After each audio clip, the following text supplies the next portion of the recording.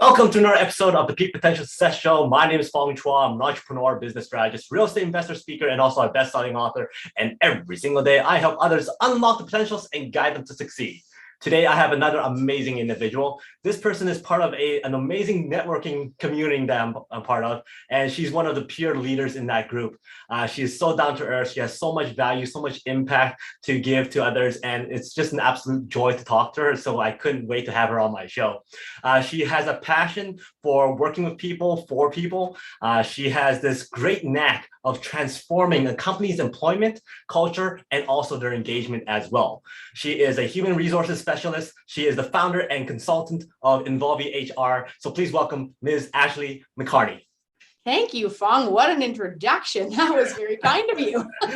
Well, thank you for being here and thank you for what you're going to be sharing. Yeah, thanks for having me. It's a delight. I've been dying to be on your show. So thanks for having me. Hey, awesome. So tell us, what was your journey? How did you become this amazing HR person? Oh, well, I fell into HR, right? Out of university or out of high school, I guess, I went into business because I didn't know really what I wanted to do and learned that numbers and accounting was not for me very quickly. And kind of found a passion for people and found a passion for the more qualitative aspects of the business as opposed to the quantitative, at least at the core of what I do. And from there, it was just kind of understanding what niche did I want to work in. And so through a lot of internal roles, the first one being a very kind of notable retail brand of IKEA. I started my HR journey there and kind of grew through different positions in different industries. And I always found this gap that I came across, and it was related to the impact that HR can have at an organization, because essentially we are one of those functions that need to influence via leadership as opposed to having authority, right? And so we need to influence the leaders and kind of make culture and engagement and hiring decisions and all of this without any actual kind of decision-making authority. And so I really wanted to help small and medium business find their way with their people and find how much people items can affect their ROI, affect their bottom line, affect their time and their management and the functioning of their business. So I started Involvy to really work with small and medium business, and that's what we're doing. Awesome. Now, when it comes to HR, yeah, what would you say is the biggest myths? Oh, where gosh. People go, HR, that's this, or that's that, we don't have to worry about it. So what is that thing that people kind of have an image of HR that's completely off base? I think there's a few of them, and I'm glad you brought it up, coincidentally, because Involvy wants to bust all those myths in the work we do for our clients. So I think number one is all HR does is hire, fire, and they're the policy police, and that they're essentially an administrative function. And so, number one, you need to have policies and procedures. I think it's an understated guideline that all employers should have some sort of those. But there's so much more to HR than hire, fire, and policy police. And when you leverage an HR strategist or an HR individual within your organization or a consultant, they can help show you how that strategic plan and how the growth of the business, whether you're downsizing or growing laterally or adding different divisions or just succession planning. When you think about all the aspects that your people touch in your business, you need HR at the table. And so I think once we transform that thought and once we start offering different things to clients that go, oh, okay, yeah, no, I didn't realize you could lean in there. I didn't realize you could lean in there, that it kind of, with every interaction, is busting those myths. Mm-hmm. Yeah. Now, when it comes to people, we understand that people is usually the most important asset of a company. Yeah. We hear it from the CEOs, we hear it from the management, we all hear, they go, you know what, we can't exist without the people. And therefore we cherish and we appreciate the people. However, once things turn around and the bottom dollar or bottom line is there, the first people to go is the people. Mm-hmm. So how do you managing the people? And sometimes like you see the HR department might be the first to go, or the the marketing and the branding departments, those are the first to go. So how do you navigate through that? And how do you convince a organization that, you know what, no, the people are important. How do we work around the other aspect so that we can save the people? And I think there's a lot of ways, and I think the best example is that at the beginning of the pandemic, right? It's something we've all lived, so it's an easily, identified item for an example. But a lot of organizations just shut down, and some industries needed to, some industries didn't. They could work from home, work remotely, get creative. But when you think about who needs to go first, HR, IT, marketing, you said it, they're cost centers to an organization. They don't bring in revenue or profit. And so creating that value is really important, and helping them understand that if you lose one employee, that the intangible costs that you are going to experience on your P&L are extreme. Like, it can cost you between $6,000 and $60,000 to replace one individual, but they're never going to get an invoice for that. So helping share that cost and helping understand and provide clarity as to how many things are impacted by losing a person is the first step. And then I would probably say that when you go back to that pandemic example and you look at all the companies that had to pivot, if you weren't one that had to shut down, you were given an opportunity to be creative. And I think it's those organizations that took that opportunity, that pivoted, that leveraged it, and really thought about things from a different lens, are the ones that are more successful today. And so when it comes to job sharing, when it comes to work from home arrangements, when it comes to, okay, Fong, you're this role today, but now cleaning and sanitization is really important. So in order to, while the business might have slowed down, are you okay taking partially of a cleaning role to keep your hours up and keep feeding your family, right? So it's those conversations and how you could be creative within the guidelines is another really key area where HR can lean in. And also, like with your services, now you're able to give a cost-effective service for some companies who may have to cut down on certain departments, and you're basically a plug and play, and you can fulfill all their resources and all that kind of stuff. 100%. I mean, I think in organizations 75 employees or more, I think the recommendation is to have an in-house HR individual at whatever level that you need. But even at that level, we are being fractional HR support for organizations of that size, just because they've grown organically and now said, oh, we have 120 or 100, we need HR. But the nice thing about an outsourced HR is, while you may be using us for 2 hours a month on our HR hotline up to 5 days a week if you need it, you're not only getting your one consultant on your file, you're getting a team of 7, soon to be 9 brains to then advise on your file through your consultant. So there's a lot of different advantages that you can get at different levels of expertise, rather than an in-house person that might be at 3 to 5 years experience or whatever the case may be. Now, are there any roles that the HR person takes care of that people are shocked to hear? Oh boy. I mean, I think the fundamental ones are the recruiting and the policy and the compensation and benefits and training and, all of the other ones that come with that, including employee relations. I would say that, surprisingly, they can lean in on the strategy conversations. I've had a lot of discussions at the boardroom table lately of, well, HR can help with that, that, and that. And they're like, oh, okay, yeah, great. When it comes to disaster recovery programs, when it comes to business continuity plans, when it comes a little bit to health and safety and OH&S, there's a lot of HR professionals, including our team, that have cross-functional knowledge and expertise in those areas. And so it does become an added value for sure. But, at any organization, if you've got the ability to rotate your leaders through different functions, rotate them through HR if you're large enough. Because those skills never go away. We're not built to be people leaders. We're not born to be HR professionals or engineers or anything else, right? It's a learned skill, and those people that develop the skills have a lot to offer. Well, yeah. One of the roles that you also take care of is you kind of become that ear, the person that people talks to, who confides in. You keep it confidential and all that kind of stuff. So all of a sudden you become this, is it psychiatrist? Psychologist, yeah. Psychologist in the company. So how would you, is that something that you've worked on with regards to your communication skills or your listening skills? What was the process of going through that so that you're able to help people out when it comes to very tough situations? Yeah, I think, for myself and my journey to be where I'm at now, I think it's a combination of a few things you said, but I think the first thing is a lot of self-awareness, right? Once we get through the stage, and most people go through it where money and title are your motivators, right? You start to realize that what you're doing every day and what's taking you away from your family needs to give you joy. And so as you have that self-awareness and as you build a career rather than a job, I think that it allows you to reframe how you interact with people and how you kind of approach people.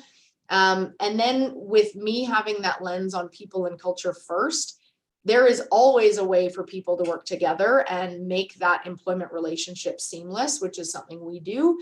And so I think it's a combination, but I think in order to be a really good employee relations manager, which is kind of what we're referring to in that ear, if you will, we also have to maintain that trust, right? So HR in a strategic role in employee relations plays that fine line between you as the employee need to feel comfortable, safe, and confidential in coming to talk to me.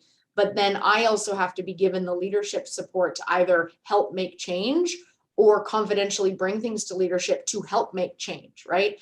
If you just come to me and you want to vent, you want to talk, great. But after a certain while, I'm now enabling that and I'm giving you a platform to vent and to what we call gossip, right? So it's that fine line of supporting the employees, but really being part of that leadership team to help move things forward strategically. Mm-hmm.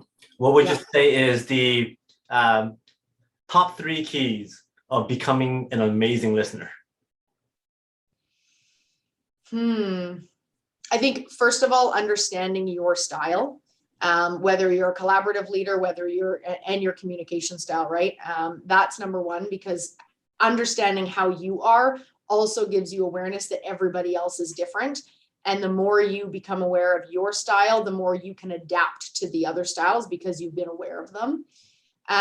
Secondly, I think practicing active listening, regardless of how busy we are, I think is really important because that authenticity comes through, that time and attention for one individual comes through, and that builds trust. And then I would say having enough awareness of the organization, its policies, procedures, guidelines, and culture will also allow you to navigate, right? Because there are some people that come in and blow things out of proportion and you have to, talk them down to, okay, what's really going on? Figure out the root of the problem or what, you're trying to solve. And then the other thing that would need some explanation, but not today, would be ask the employee. So what do you need from me today? Are you just here to vent? Do you want me to help solve the problem? Or, how can we fix this so that you understand what they're looking for from you? I think would be another one, but there's some other pieces there that would be interesting to focus on. Now, one of the roles that you also mentioned before is what most people think about when it's HR, and it's the hiring and firing. Yeah. I'm going to touch on the firing part. That's a part where most people don't like to do. No. It's very stressful. It's very negative. It kind of drains your energy and all kind of stuff. Yet you're going to have to go through that. So how do you give bad news to somebody, yet still be able to have them maintain hope or have that positively leaving the place without being completely pissed off with the company?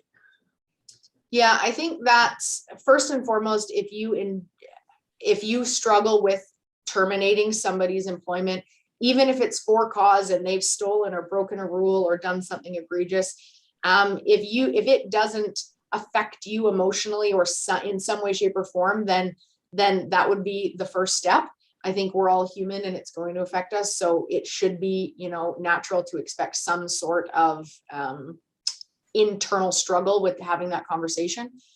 But I think, number one, and it's interesting you say that again, because I've actually written an article on how to terminate with empathy, right? And I think a lot of leaders that I've encountered with that don't terminate with empathy and just say, Kate, Fong, unfortunately, you're done today, go clean out your desk. And sometimes it is literally that cold. That leaves a bad taste in the mouth because you are still representing the brand. You are still the leader of that brand. You are still the face of that culture. And regardless of what that human has done within your organization to cause the exit, whether it's on them or on the organization or just a factor of economy, you're still affecting that person's livelihood. You're impacting their family. You're impacting their job search, their resume, even their self-esteem. And so to terminate with empathy and realize that the company will be potentially better or going in a different direction with that person no longer there, and you've already solved that thing. So let's say goodbye gracefully within the confines of the law, of course, but let's make sure that we're there for them and we treat them like a human and not treat them that somebody that we're already done with and we need to say goodbye. So I think if we approach it from a humanistic standpoint, knowing that we're delivering bad news, I think it will do a lot long term. Because the other thing is, I would say 95% of people that I've encountered that I've either terminated or been a part of or known that has been terminated outside of my involvement, they now look back and go, yeah, it was for the best, right? It's funny how it happens that in the moment it is the toughest thing. And I was terminated, which was part of that reason I wrote the article, because it was not a positive termination. It was pretty horrible. And I knew as a human resources expert that we could do it better, that we can be better as leaders. And I always encourage my leaders to have a little bit of empathy and resonate with that employee as you're saying goodbye. How do you personally prep yourself to give bad news? And what would your recommendation be for others to, how do they accept bad news? Well, I think each termination is different, right? It depends on the circumstance. It depends if you anticipate it being a very challenging, conversation, or if maybe the employee might be expecting it. But regardless of whether you think it's challenging or not, still go in with empathy. And I think the first thing is to switch it to a business decision, right? This doesn't, if I'm letting you go today, Fong, it has nothing to do with Fong as a person. It has to do with Fong as a role in this company, and it's not working out. Whether you were a fit or not, it's still a business decision.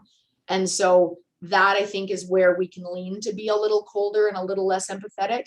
But if you can turn your brain on to know that it's a business decision, that I think has helped me deal with the internal struggle of having to have that hard conversation.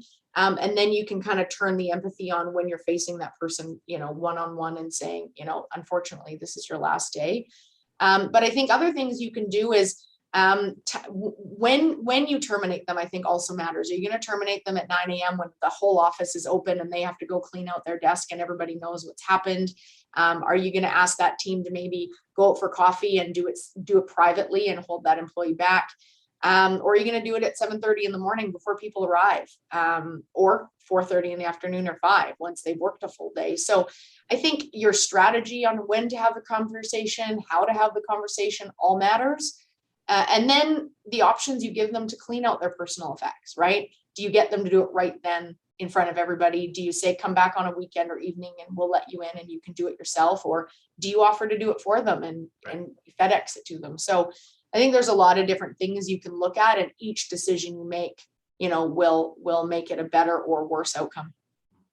Man, this is sounding like a drag.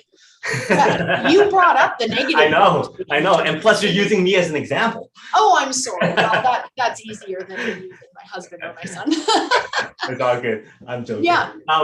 So let's switch it to the hiring aspect. Okay. When it comes to hiring, there's always this misconception, or maybe it's not a misconception, that once you send in that resume, you send in that cover letter and all that kind of stuff, a company goes through this process where they find keywords and all that kind of stuff. So if you don't have those keywords, you don't even have a chance of getting to meet anybody or talk to anybody. Is that true? I can't say that it isn't true, but I can say that every HR individual or hiring manager does it differently. We recommend a best practice, and we go through that with our clients. But there is a lot of technology coming into the recruiting play. There's some AI coming in. There's even some virtual reality coming in, and they're all testing different things. They're all examining different things, right? So a colleague of mine in Edmonton here created a company called Resume Free, and it actually connects people with jobs, kind of like a dating app, without the use of a resume. And so when you look at something like that, I can't speak to the factors behind that program, but it may be key factors, but because you're not submitting a resume, there's no keywords to reference, right? But then there's things like applicant tracking systems that companies have that do check keywords sometimes. But sometimes just the traditional method is post and go through the resumes. And so each recruiter does it differently. Or each HR professional even has done it differently.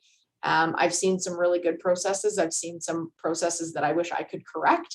But at the end of the day, for me, it is, do you have the knowledge, skills, and ability to do the job? And that could even be transferable skills. And I think in the job market that we're at right now, where employers are like actively looking for candidates that are just not out there, it takes us a deeper dive to really understand a candidate. And so what we focus on is fit. If you can fit the culture, if you embody the company values, if you've got the approach to clients or customers that the company, values, anything is trainable, right? Whether it takes money, time, or effort, anything is trainable as a skill. And so you obviously want to find a good hybrid of both.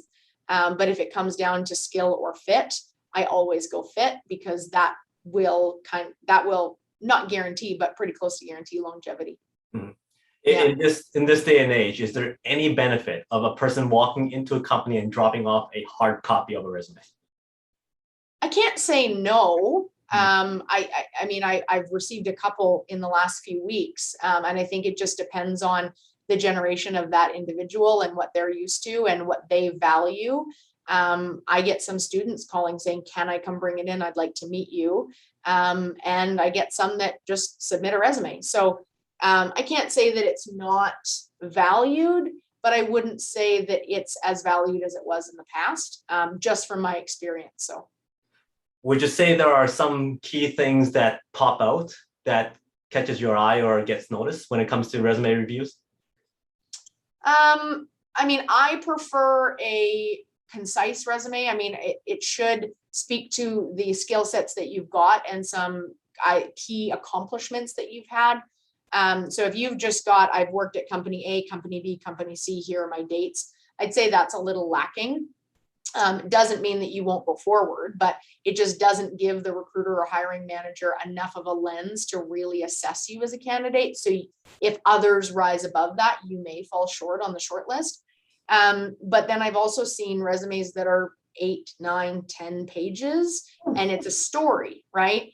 I worked at Involvi, and literally paragraphs of, I started my career at this and and that to me loses, we lose not interest, but it's hard to get through that and pull out the nuggets of what skills and abilities. So when I talk to people about revamping their resume, it's more about, I worked at Involvi, and then, depending on how long you worked there, a couple key bullet points of your accomplishments, whether it's increased revenue by this and this, or increased sales, or streamlined these processes, reduced costs.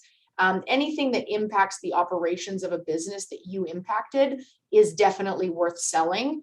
And don't overstate it, don't fabricate it, because it will come through eventually. But it is really good. It's a little time for you to very humbly promote yourself. And I would encourage people to take advantage of that.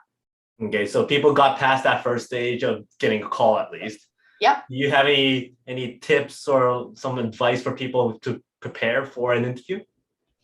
Yeah, I think a couple things, and I've been doing a lot of interviews this week and last week, so this is really fresh in my mind.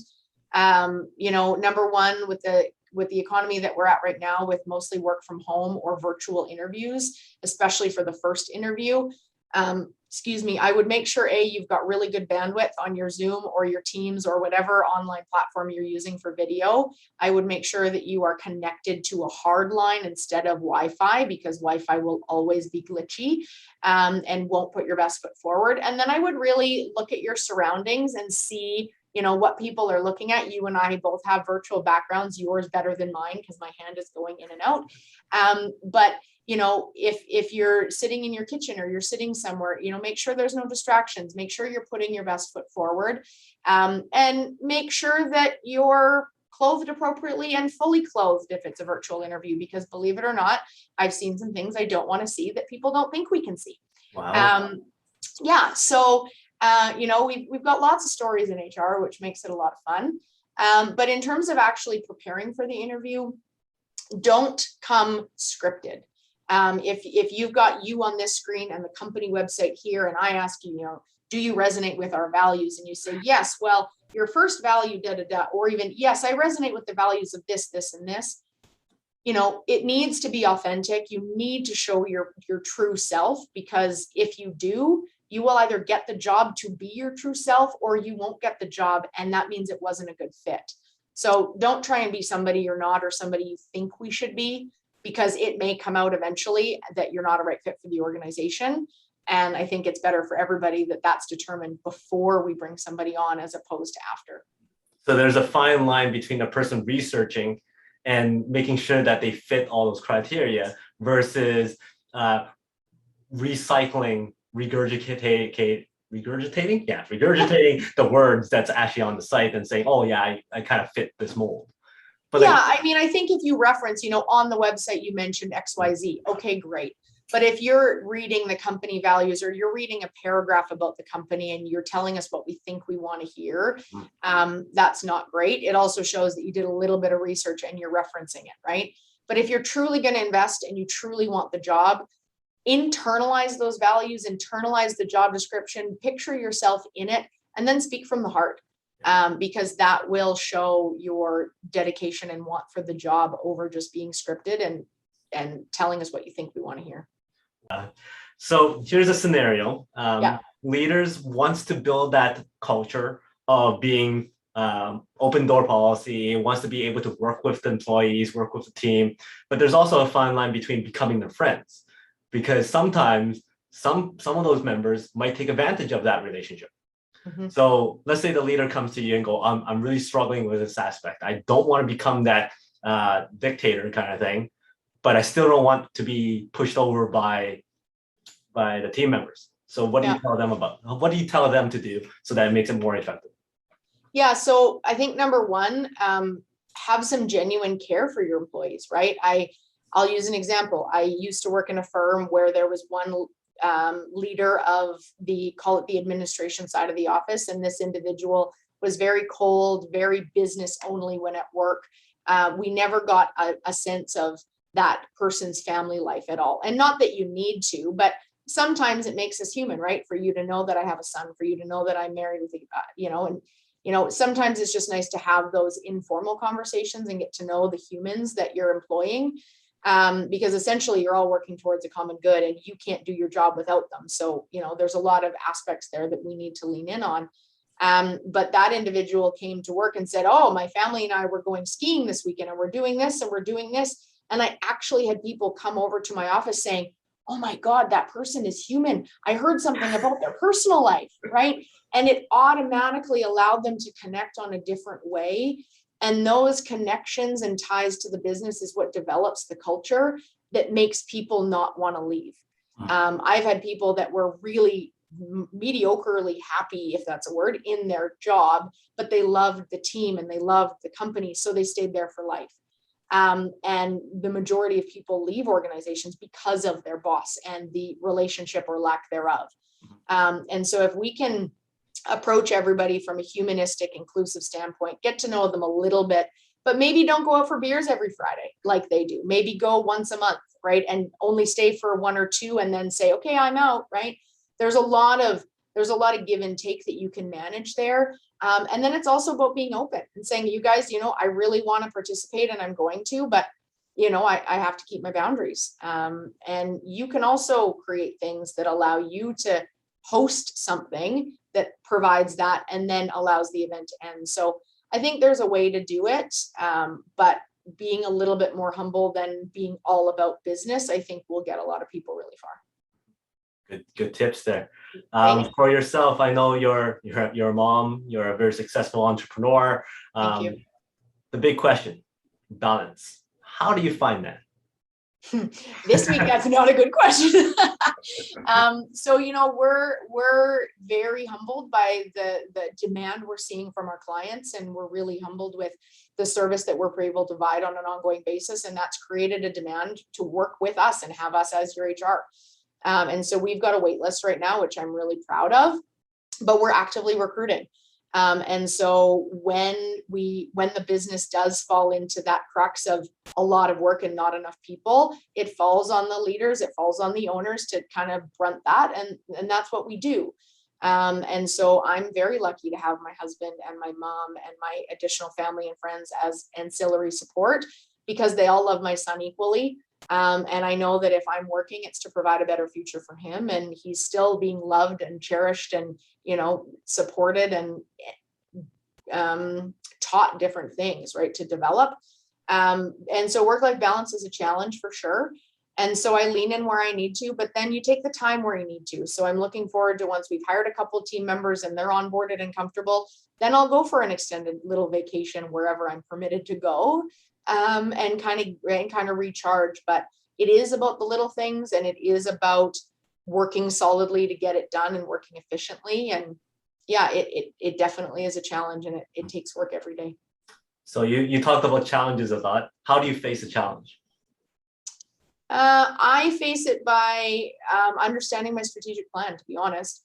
Whether it's a challenge or a new opportunity or a new business line or a new employee, we fall back onto what are our values, where are we going, what are our company goals, and does this align with those? And if it does, bring it on and create a plan and move forward. And if it doesn't, know that you tried and know that you examined it and it's not the right fit. But every challenge is going to present something differently, and it's about prioritizing, number one, understanding if it's working on the business or in the business, and then figuring out the best people to assign to fix that issue. Now, throughout your journey, you've surrounded yourself with loved ones, family, friends, people who support you, mentors, coaches who's guided you along. What would you say is the most important one message that a coach, a mentor, or a supporter or a loved one has given you that you've taken on throughout this entire time? Oh boy. I think we've all heard them, right? I think there's a lot of those catchphrases that we lean on as leaders and entrepreneurs of fail forward, or and there is no thing as failure, it's called growth. And I think number one on top of all of that is figure out what gives you joy. Because it's sure not worth it to sit at a job all day and punch something out just to get a paycheck to then spend no time at home, right? So, I mean, as you know, with your little ones and your family, it's all about finding that joy and making sure that you are feeding yourself, and that whatever your motivator is for work, that it's being met, and then everything will fall into place. So I think it's about joy, and I think it's about searching until you find that job that doesn't feel like a job. Now, during this period of time, we have the pandemic, we have closures, we have lockdowns, all that kind of stuff. What do you see in the future of either HR or company culture? What's the biggest change that you can kind of crystal ball guess? I think in general, the biggest challenge or change is going to be how to manage a remote workforce really effectively and still maintain some sort of culture, whether it's the culture that you had all in person, whether it's a new formed culture that adapts to working remotely. I think we've all been forced into aspects of working remotely in a lot of industries over the last 18 months. And currently, whether you're in home, at work, hybrid, whatever it looks like, there will be some semblance of all of those options as we go forward, and organizations will start to fill their groove of what can we accommodate based on our needs of our business. And there's some like retail, hospitality, automotives, a lot of professional services. They have clients walking in the door and doing things with them in person. Those you can't work from home, but any other option that might fit with your business, I encourage the leaders to consider it, because I'm actually seeing people leave long-term organizations where they're mandating in-office and hybrid isn't an option, or work from home isn't an option, when the employees know that it is. And so they're looking for that flexibility, they're looking for that autonomy, to still get the job done. Awesome. Two more formal questions for you. The first one is, what gets you up in the morning? You wake up and you go, I'm ready to go. So what's that thing that triggers that, making you motivated? I love now what I do, and I haven't been able to say that for years. So knowing that I can come to work with a great, fantastic team that are empowered, that are energized, that we can collaborate to fill the needs that our clients have. I know that's super probably poignant and scripted, but it is the truth. If I've got a bunch of client meetings that day and I know I'm jumping from thing to thing to thing, which is what drives me, then I'll know that at the end of the day, I added value somewhere, and I positively impacted one of more clients or more. And that lets me have that sense of accomplishment. So I think it is just that drive for finding something that you love. and knowing that it's worth kissing that little face goodbye at the morning to know that you're adding value at the end of the day. And I think we're all better humans if what we do during the day powers us to be better humans at night. And then also you have an opportunity to be on this world stage and you want to share one message for the whole world to remember Ashley by. What's that one message? Oh God, you couldn't have sent this to me ahead of time. I could have prepared. What's the one message? I think I challenge everybody to look at their business from a different lens. Oftentimes we have conversations and oftentimes we open doors that people didn't know were possible or find solutions for their business that they go, what, that was an option? And so if you are never the smartest person in the room, as one of our dear friends says, as part of our networking group, and you have the ability to lean on other people and be humble enough to collaborate, you're going to grow the business to places you didn't even dream, which is where we are. I think if you'd asked me 18 months ago, what does Involvi look like? Or 2 years ago, I probably would have said, you know what, I really just want 1 or 2 clients for myself. I just want to manage them, make sure I'm making an impact and then have some work-life balance. I would have never thought that we're soon to have a team of 9 helping 30 clients across Canada and internationally. And we have this ability to grow and it's not stopping. And so, I would just say, challenge yourself to not be the smartest person in the room and think outside the box. Very, very good words to live by. Thanks. Right. 5 more questions, rapid fire. Bring it on. You're going on a road trip. Okay. You're driving, this is an old car. Okay, we're talking about tape deck. Okay? So there's one song that's stuck on there on repeat. What's that one song that you don't mind listening to over and over and over again for hours and hours? Probably Bat Out of Hell by Meatloaf. Awesome. Yeah. You get to pick 3 people. It could be anybody, celebrities, dead or alive, whoever it is, on this road trip with you. Who would those people be?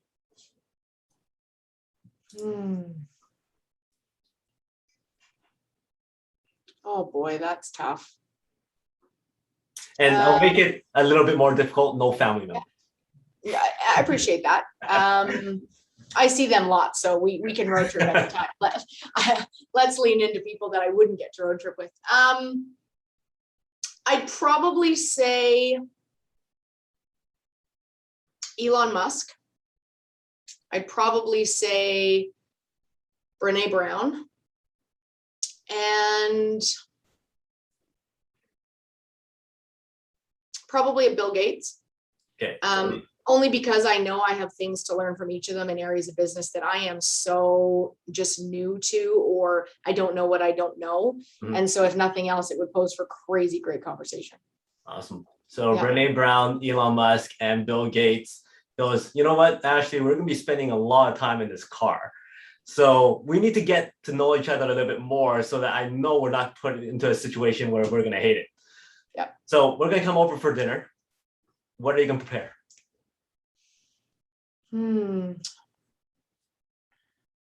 So assuming no allergies, I think I really enjoy the cocktail appy style as opposed to the big heavy dinner. So I'd probably do like a raclette or a fondue or kind of tapas style, everything from charcuterie boards to seafood to some meat. So I'd probably do something like that.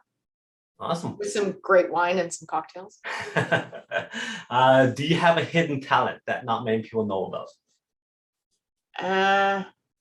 Who will all know now? Yeah, well, of course. Yeah, now it's not going to be hidden anymore. I'm sure there's a few that I'm not thinking of, but the one recently that I was sharing with people jokingly is my insane ability to parallel park. Oh, wow. Yeah. My dearest friend is not a great parallel parker, and we had to park on the left side of the road on a one-way the other day, and she tried and she's like, nope, I'm not even doing this. I'm just going to give up. Here's the keys. She's like, I know you can do it. And it was a little bit of a tighter spot, but she has told that story a couple of times just in the last 2 weeks. So that's the most current one. That checks off a box for me because, I'm going to have this whole talent show. I have somebody going up doing voiceovers. I got one person going up and dancing and singing, and then I have you, parallel park. So practical, right? Like creativity, that side of my brain doesn't always function super well. So yeah, I'm pretty practical that way. Awesome. And my last question, what is success like? I got 5 items here. Give me a number between 1 to 5. 3. 1, 2, 3. So how is success like a truck stop?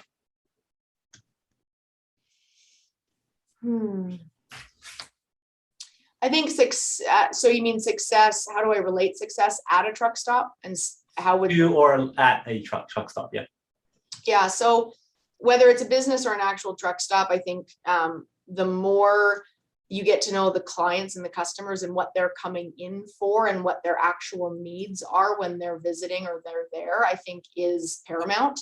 I was traveling the other day, and first gas station I've seen that had shower stalls and private areas to, change and shower for truck drivers and people that are long haulers. And I kind of said, this is brilliant. And it's not just a one stall, it was actually meant to be that way. And so when I think about adapting and pivoting and listening to the people that you're bringing in, the more that you can cater within reason to what the demand is, the more you're going to create abundance for yourself. So I think that would be how I would define it. Awesome. Well done. Thank you very much. Do you have any last stories or last words that you would like to share? No, and I think it's just think outside the box, and HR isn't the stereotype. And if you find the right HR professional that's got the right mindset and you pair that with the right leadership team, anything is really possible. And we're having a lot of fun with our clients. So we hope to continue doing that. Awesome. And what's the best way for people to reach out to you? Multiple. So our website is involvy.ca right here on our backdrop here. And my contact details are there. Our contact form is there, and everything you need, but we're all over social media as well as LinkedIn. So feel free to reach out anyway. Great. Well, thank you very much for your time and sharing your expertise with us. And for everybody else, until next time, she is Ashley McKARNEY. My name is Fong. Until next time, today is the day to unlock your peak potential. We'll see you later.